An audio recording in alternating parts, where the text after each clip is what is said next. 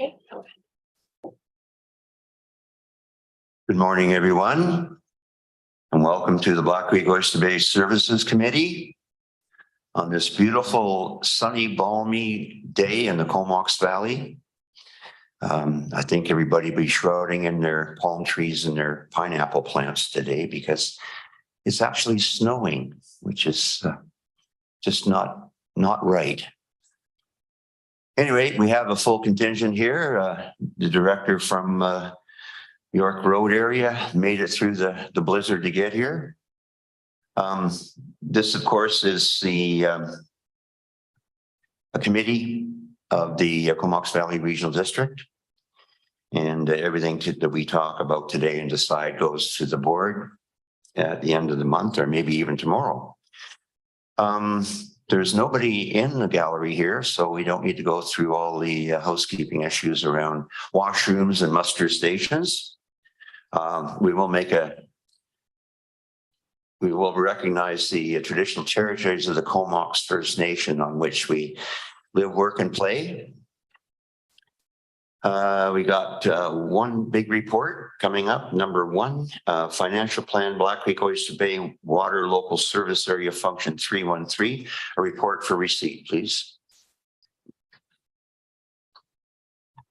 Move a receipt. Thank you.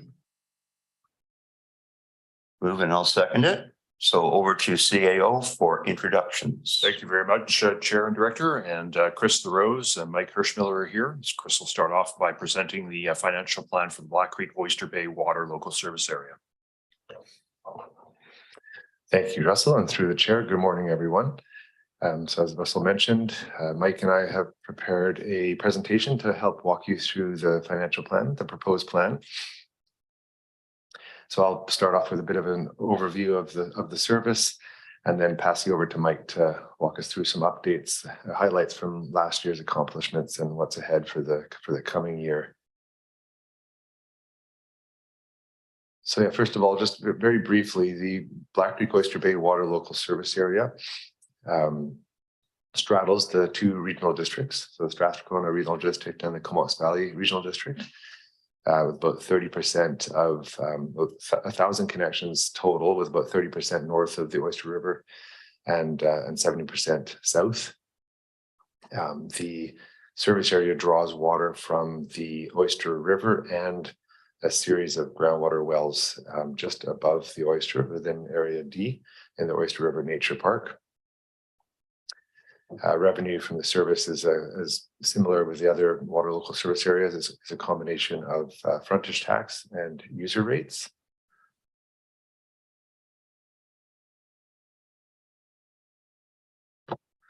So the Black Creek Oyster Bay Water Local Service Area is managed by the CBRD Water Crew, so shown here on the slide.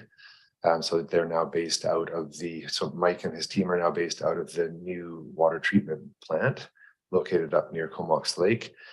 So which incorporated an operations center, so kind of which has allowed us to amalgamate our operations to that facility. The crew has grown significantly over the last couple of years as we've taken over new services and also with the treatment operators required to manage our new treatment plant. Yeah, I'll pass you over to Mike now to give us some operational highlights. Thanks, Chris, through the chair. So I've got a few points here I'd like to just discuss about the operational highlights of 2022 and then what we're looking forward to in 2023. So in 2022, we had our, the complete annual preventative maintenance planning. This year, we chose to focus on specifically some fire hydrants to repair that have been, they're operable, but they could have been repaired. Some of the draining on them, some of the heights of them. Anyway, that was a focus this year. We got those completed. It was also our first year with CityWorks. So CityWorks is our computer maintenance management system, which helps us with our work orders and as well as assists us with our assets, our linear assets. So this year was the first year where the operators were in the field with their iPads and working with that software. So what that really enables us to do is verify the assets out there. So verify where our mains are, where our hydrants are, our valves are, and then pinpoint those for GIS so that we can have accurate mapping. As well as a real good way to focus on our maintenance with our inspections, and that has and that helps us with hydrant repairs, say like the one I just mentioned.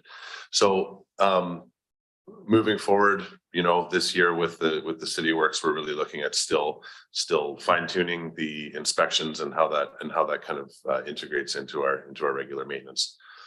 Well 6 is a new well that we've drilled this year, or sorry, in 2022 was actually drilled and tested, and that's looking like our well number 6, we're going to call it, and that's our new production well. As well, year 3 of our 5-year residential meter replacement program. So basically, we started this year's project down at Kelland and worked back north with all the branch roads off of the highway. And we're basically done everything south of the Oyster River, as well as all the commercial and as well as the entire highway from the north to south of the system. So that was a nice completion. Well, 2 A and B upgrades. The biggest ones were there was some leftover grant money after we did our 3rd production well in the forest last year, and we were able to utilize that money to improve well 2 A and B, which is our river infiltration gallery wells. And we put a bulk meter on them, as well as ran a fiber optic communication line down to our well pump building. So we used to have just a directional antenna that fed on and off commands, and now that's a fiber connection, so much more robust, and no failures with that connection. As well, we had a major transmission repair that was unplanned, but I will get into that on this slide. So this was a huge one, and of course the nice photos are of us buttoning up the repair, but really all the prep and work came before these photos. This was a 900 millimeter contact chamber, we call it. It's just outside of our treatment building, and it's a big main, far bigger than most of the mains in the Black Creek system. But this is so that the water has enough time to mix, so that the chlorine, the disinfectant, can meet its contact time, its CT value. It's called before the first customer. So to make sure the water's fully potable and safe to drink before the first customer. So the big thing about this was that it happened in the summertime. It was a leak at a joint. Just had failed, and the leak was leaking approximately 12 to 1,500 cubic meters a day, which is about 1/3 of the water that we use during a day in that system. So it was a huge drain on the system, huge drain on the wells, and kudos to the operators who really stepped up, got the plan in place. Under these emergency scenarios, taking a look at the whole picture. And really coming up with a good plan is critical, and the operators did fantastic to get this finished, in a relatively short period of time, as well as having to figure out how to bypass this, very important piece of infrastructure, so that we could still make sure the water was potable before it got to first customer. So it was working with Island Health, working with the consultant to try and figure out how to do a bypass. Just the photos in the bottom right there, that's just a photo of our SCADA. It's a historical trend on the SCADA, which shows flow, and that just shows, you can clearly see when the leak was repaired in the drop in flow. In 2023 work plan, we're going to be completing our chlorine gas to sodium hypochlorite conversion upgrade. This was really a project that was driven for a couple of reasons. The industry is tending to move away from chlorine gas. It's unsafe to handle. It's not safe for the workers. And this being in a location right near the park, we figured this was an optimal spot to upgrade that from gas to hypo. As well, it doesn't affect pH. And when we're drawing from wells, we have slightly lower pH in the water, and the chlorine gas actually brings the pH down a little bit. So the hypo will not have that kind of negative effect on pH. We got most of the piping done in 2022, but we were, the pandemic has obviously caused some supply chain issues, and we had some to wait on some of the parts. So anyway, they've arrived, and we're just working on the programming now to try and figure out how to get it working and commissioned properly. As well, year 4 of 5 of the residential metering replacement program.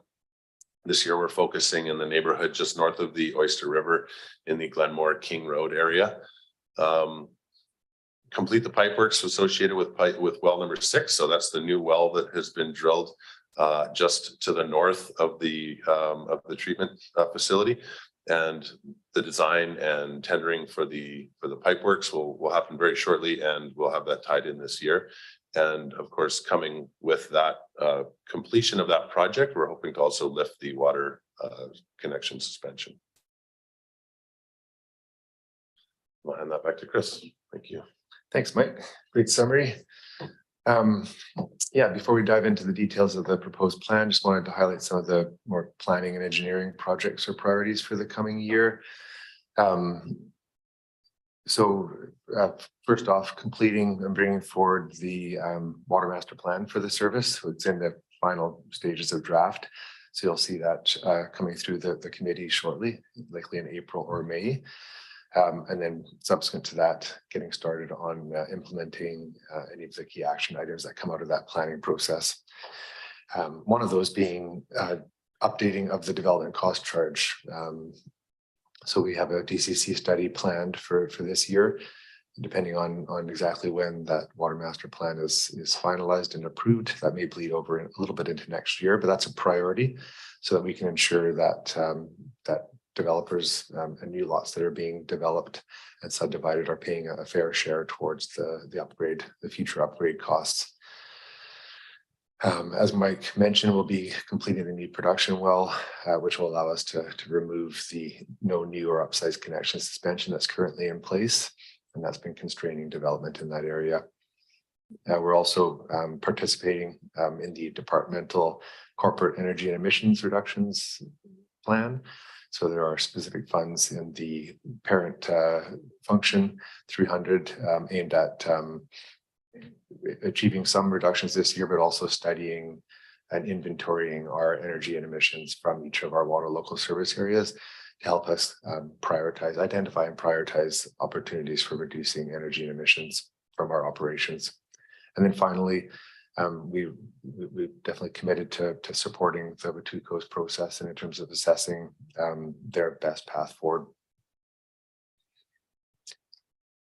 So starting into the proposed plan, some of the highlights. So from a revenue perspective, we're proposing to hold the parcel tax so at the existing level, so no increase there, but we are proposing a 10% increase to user rates. So this is a fairly significant increase, which is required to avoid running a deficit for this service. As with all of our water local service areas, inflation is definitely having an effect. We have a comprehensive rate and reserve review planned for this coming year. So this is a review that has been scheduled and planned for several years, but definitely ran into a bit of a delay during the pandemic, because we do see a critical part to this is some element of engagement with the public, with the committee, to ensure that that the rate kind of program and policy moving forward has that key input from the public and from the directors. And then finally, we do plan to draft and include a bill stuffer to the residents to help them understand, what and why is planned from a user rate perspective and the rate review. The next one I want to highlight is personnel costs. So the proposed plan shows an 8% increase year over year from 22 to 23. Although we have subsequently identified one misallocation between services, which is going to lead to a further 2% increase, so a total of 10% for the service. So just a reminder that, as I highlighted on the second slide, the operators for the service are shared with the Comox Valley Water team, and that only actual time actual time spent is billed to the water local service area. So we start off the year with projected salaries and wages for the service, but then the actuals reflect the actual time spent by our operators on the service. So what's driving, in addition to the regular increases from QP and other staff, what's driving this specific increase is an additional 0.4 of a full-time employee allocated to the distribution team in 23. And then also some shifting of interdepartmental allocations. And so the table at the top there just shows, the proposed plan 8%, the revised estimated at approximately 10%, and that'll be reflected in the recommended budget or the recommended financial plan. And then we do plan a review in 23 of the allocations that we use at the beginning of the year to project the split of those operators' times between the respective services. Next, just wanted to highlight and discuss the operating costs. So year over year, it's showing a fairly significant decrease, a very significant decrease, and that's relating to a couple specific line items in the 22 budget that were related to the delivery of the new production well project. So including legal fees and then allocation of the funds required to purchase the statutory right-of-way and covenant from the landowner to the north for the new well field. So with the shift of that project from planning to capital delivery, those types of costs have come off of the operational budget, hence that large apparent decrease in operating costs. But like I said earlier, similarly to all of our other water local service area, they're equally affected by there is an increase, a fairly substantial increase to the support services costs attracted by this service, and then a return to pre-pandemic spending levels and inflation that we're seeing across the board, particularly for contractors and consultants.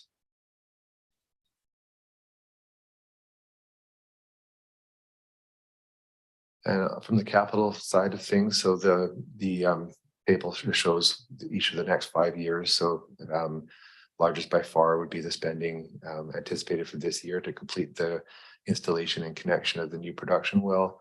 And then for both 23 and 24, year 4 and 5 of the 5-year meter replacement program that Mike told us about. We'll also this year, as I mentioned, be finalizing the water master plan and integrating any conclusions or outcomes from that into the subsequent 5-year financial plan, and that is likely to result in some additional capital projects being flagged and added to the next plan. And again, just a reminder that we'll be updating the DCCs this year to make sure that developers are paying a fair share of system expansion costs. And finally, reserves. So this table shows, so the top row there, total reserve balance,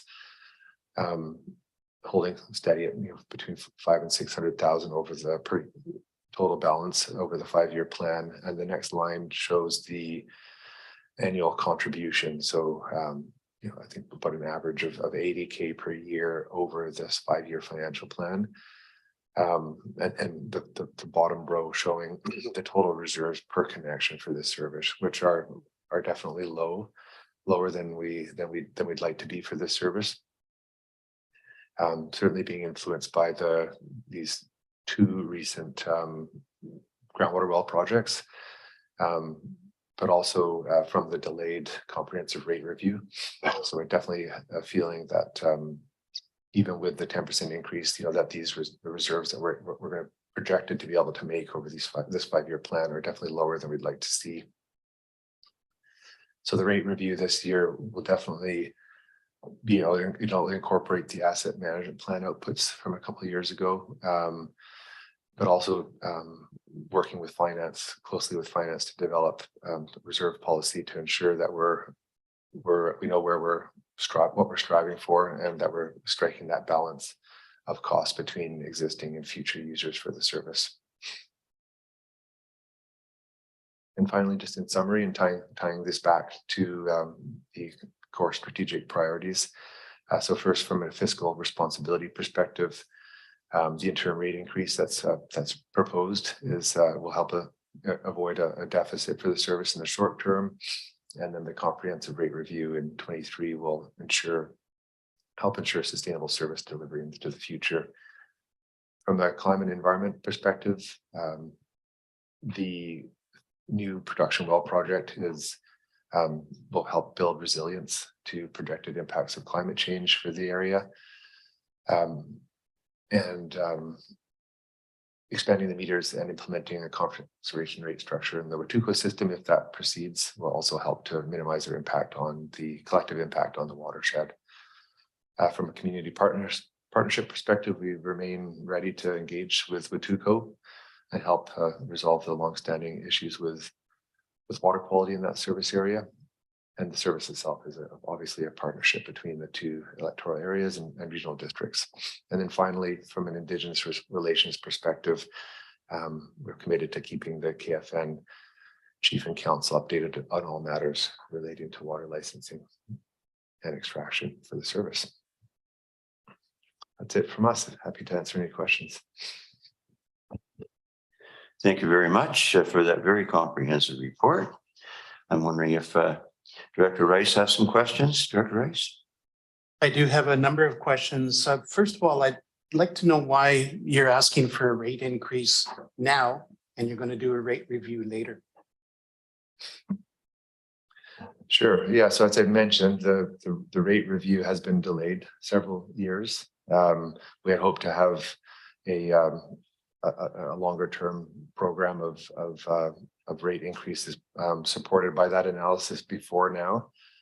So with the delay incurred, as a result of the pandemic, we are in a position where that rate increase is required now to avoid a deficit for the service in advance of when we can complete that rate review this coming year.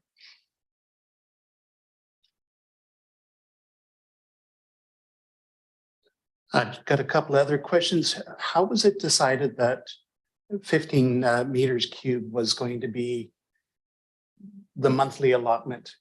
The feedback that I get back from people, and this is happening for those that have water meters connected to the Campbell River system, is that usage never really gets used. So there's the perception with a lot of ratepayers that they're paying for water that they're not using. They see that on their bills.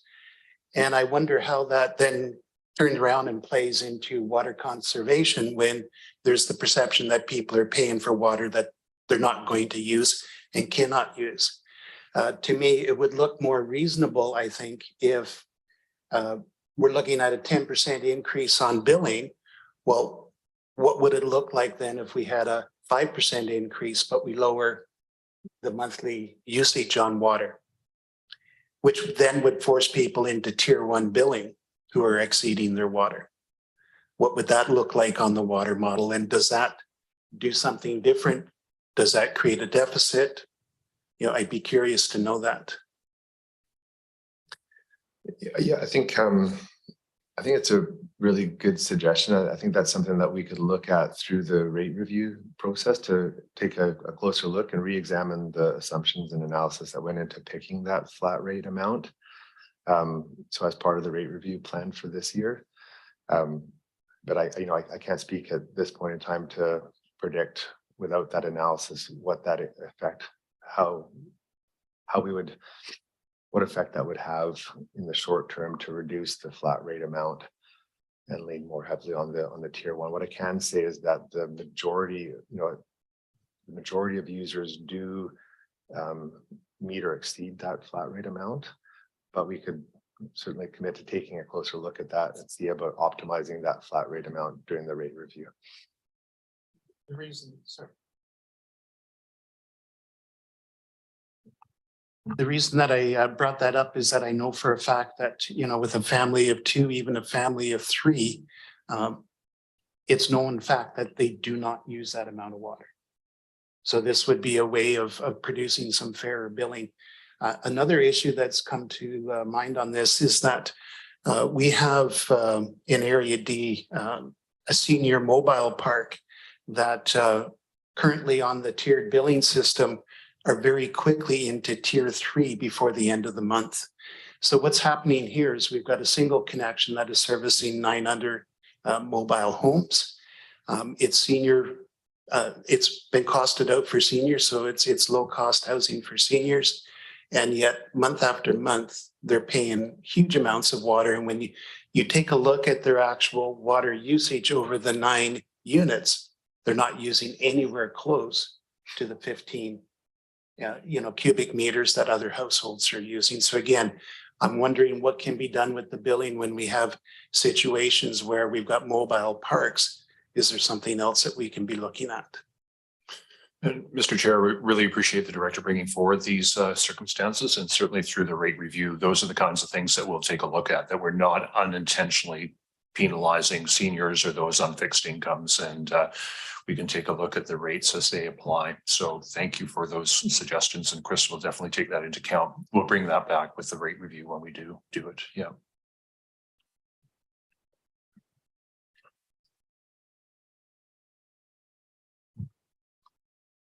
So you're a good director for a minute?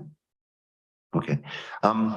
So that's interesting. If you have a one connection to a mobile home park, would that be an industrial connection?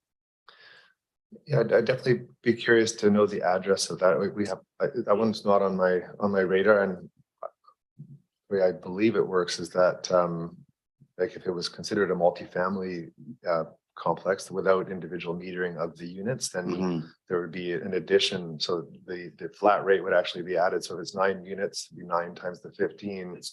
Okay, so that's something we could definitely take a look at. Yeah. It's Sorry. Yeah. the property that I'm speaking about. It's the only one that's in Area D. So Okay, so it's easy to locate. Yeah. And one other issue, that's the same property owner brought up the fact that since the new water meters have been put in, they've not been able to look at their usage on a day-to-day or a month-to-month basis. They have called several times.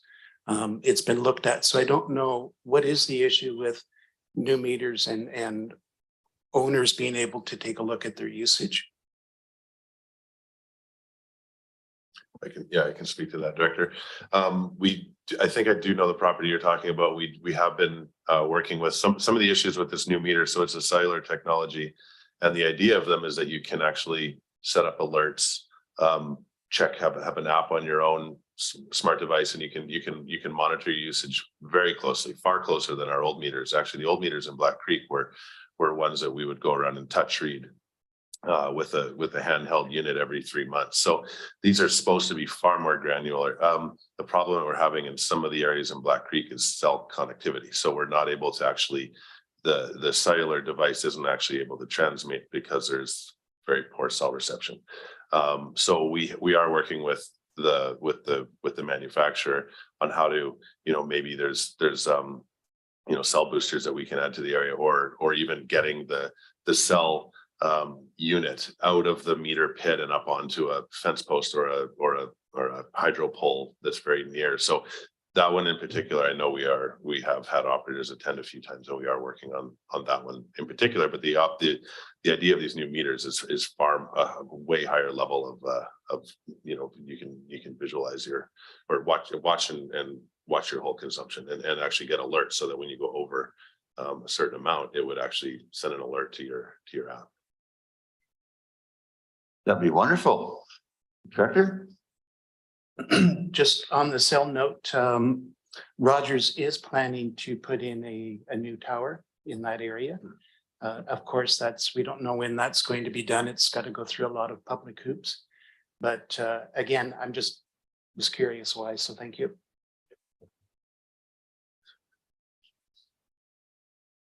Okay, I got a couple of questions.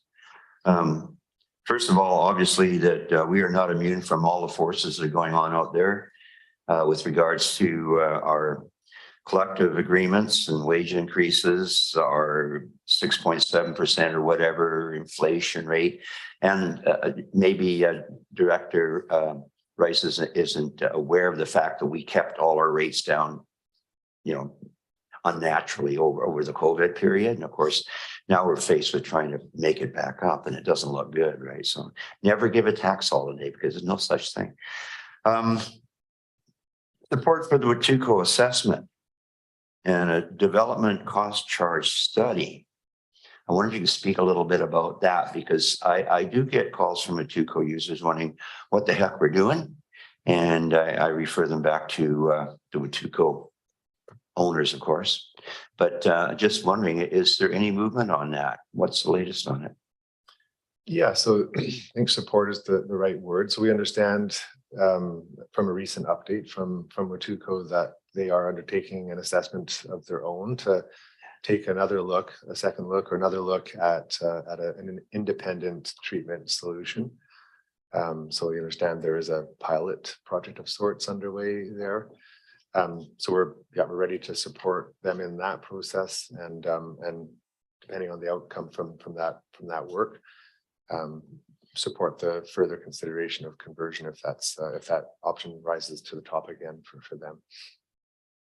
And Mr. Chair, just like to add to Chris's comments, we are there and have been there to support. We've done the analysis. They know the implications. That is the utility knows the implications of transferring to the regional district. As Chris says, we'll be there again, but it is up to the utility as to whether a conversion happens again. And they've chosen to look at other options, and they're analyzing that. In the meantime, we cannot do anything to further this conversion unless the utility is willing. Willing partners, eh? Okay. Other thing, capital works funds. You mentioned the 2020 capital works funds that we used, and we needed an additional 300K from the Puntlish Black Creek Area C, Comox Valley Regional District, from our capital works funds. So I'm just wondering, did the SRD kick in on the 2021? Yes, sorry, I was remiss in not mentioning the CWF recommendation in the presentation. So we are hoping to allocate an additional 300 towards the project to help reduce the impact on the capital works reserve for the service. In terms of the 2020 allocation, I don't believe so, but maybe Kevin could confirm.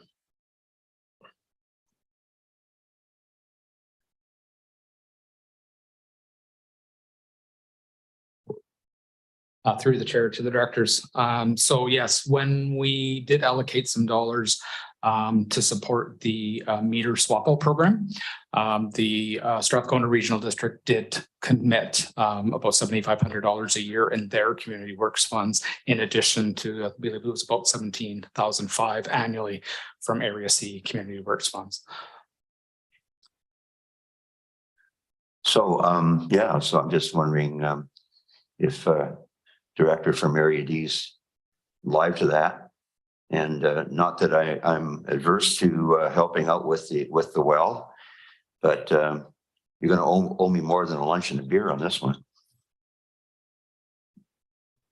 I think from my perspective, I mean, if Area D needs to kick in some money towards that, I think we can find it.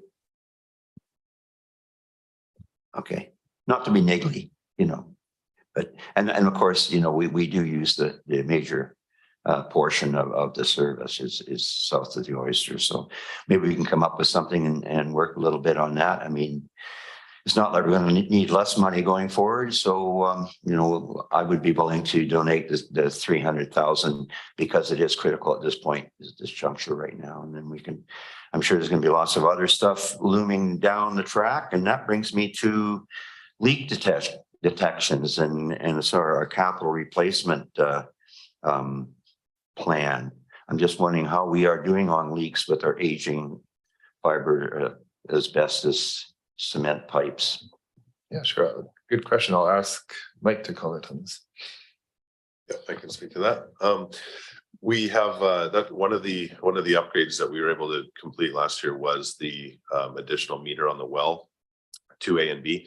And what that's doing is as we get more of these wells, we can see more finely where the actual water is coming from. So that's one portion, and with more of the metering at the raw water end of it, we're able to see, I guess, understand more fully how much water goes into the system. So it's easier for us to detect those leaks. This leak we don't have zone metering in Black Creek Oyster River. It's more of just straight up at the water treatment plant and then coming out of both reservoirs. So we can kind of see how much water goes in and comes out of the reservoirs. And then it's really the residential metering. And we are finding a significant amount of leaks with the upgrades of these meters as well. Because as I said, the old touch read meters were at end of life. And these meters are far more accurate. Another thing we're noticing with the meters themselves is they have impellers, almost like a paddle wheel inside them, is the physical parts inside the meter.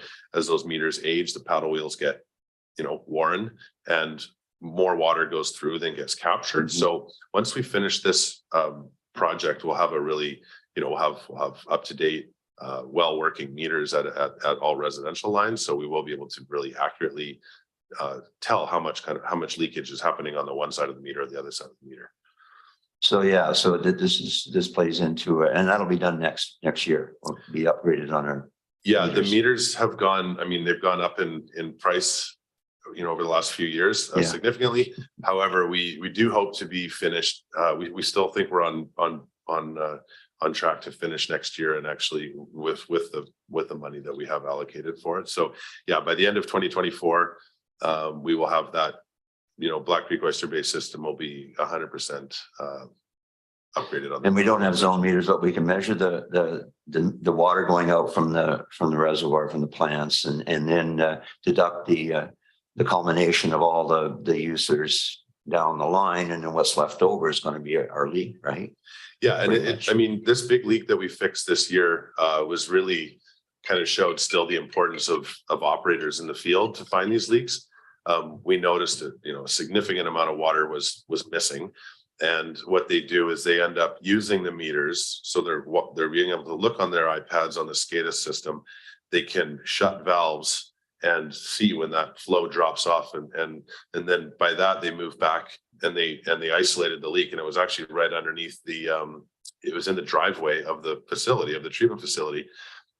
Wasn't coming to surface at all, and ended up being by far the largest leak we've ever found out there. So it still takes some operators, some good old operator, knowledge and work in the field to find some of these things. But we're definitely using more and more electronics to I guess find the initial problem.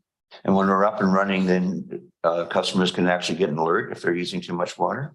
You were saying with the. Yeah, they can set their app on their phones to let them know if they set a threshold, whatever threshold they would like to see, if it's a volumetric threshold, or maybe it's the flow in this meter hasn't stopped in 24 hours, 48 hours, and then they can even tell down if they have a running toilet. Somebody didn't shut the hose off. Exactly. Yeah. Director. Just one question and thank you for talking about replacement of water mains. What is the plan for replacement of water mains? Like, I don't even know too much about the system in area on our side. Sure. Yeah. So 3 years ago, we completed a draft asset management plan for this service, along with our other water local service areas. So that gave us a much better idea of approximately when the bulk of our water mains are going to need to be replaced. So we will be bringing that back through the committee this year. So we'll be finalizing it. It'll be a key input to the rate review, and it'll be packaged in with that process towards the beginning of it to set that important context. So my recollection from the plan is that the bulk of the distribution system is slated or end of life in the mid to late 2030s, and so the timing of those replacements is obviously the most important factor when setting the rates and the reserve policy for this service. So understanding when the bulk of that replacements are going to be to derive the desired reserve balance at the replacement point, to balance borrowing and reserves at that point in time. So yeah, we'll be bringing that through the committee this year. Thank you.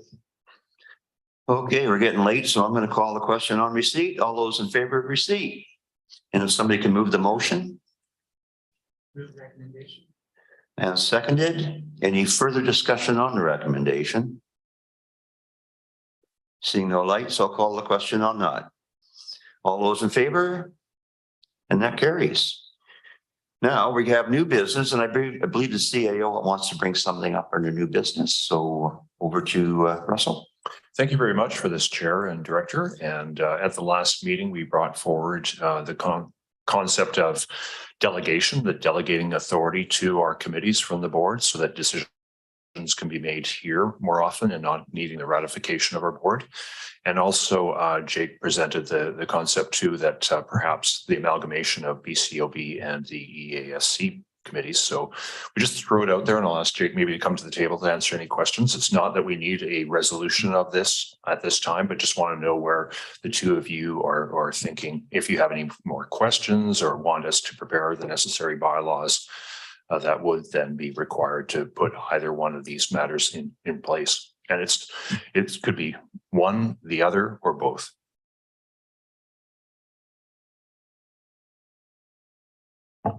Jake, did you want to speak to it at all or just answer questions? Okay, so I guess I can reiterate on that, Director Price. This is a little bit of taking a little bit of charge over our own house and our own affairs. And we can do it as a standalone committee, or we can combine it with the Electoral Area Services Committee. If we did, my understanding is only the two of us get to vote on matters of the Black Creek Oyster Bay services, fire and water, basically. So, but it would give us the opportunity of not having to take a lot of stuff to the greater board every time we want to, although there's also issues that we have to take to the board, but it would eliminate a little bit of that. So maybe something to kick around in your mind and ask questions of Jake if you have any in the future. Director? Yeah, I've already given this some thought, and I think it is a good move. So that's just my thought on it. Thank you. So should we recommend that staff bring back a report on this? Or the Jake, what next specific action? Put it up by your mouth there, Jake. I'm old and deaf. Thank you, Chair. Yeah, so we did bring a report forward. At least that had been a referral from the EASC committee. So if the committee is comfortable with moving forward on both fronts, again with a delegation of the two services from the board, and then as well as the merger of the EASC and the BCOB, essentially a motion to that effect would allow us to then approach the chair in regards to the merger, and then incorporate into the bylaw for the delegation of those BCOB services. So we could action both of those with a recommendation essentially to cover off both matters. But then there wouldn't be chair anymore. Interesting, though. I maybe there is economies there and synergies putting it all together. So we'll save that for a later date. Unless you want to make some kind of a. Mr. Chair, if the committee is comfortable with putting forward a recommendation now to that effect, we have been kind of holding off on bringing forward the bylaw to the board. The EASC has already considered this matter and of course supported the notion of delegation. So we've been holding off waiting to hear from the committee. There's no impending deadline here, but certainly if there's comfort, we'd be happy to move forward. I'll defer to John.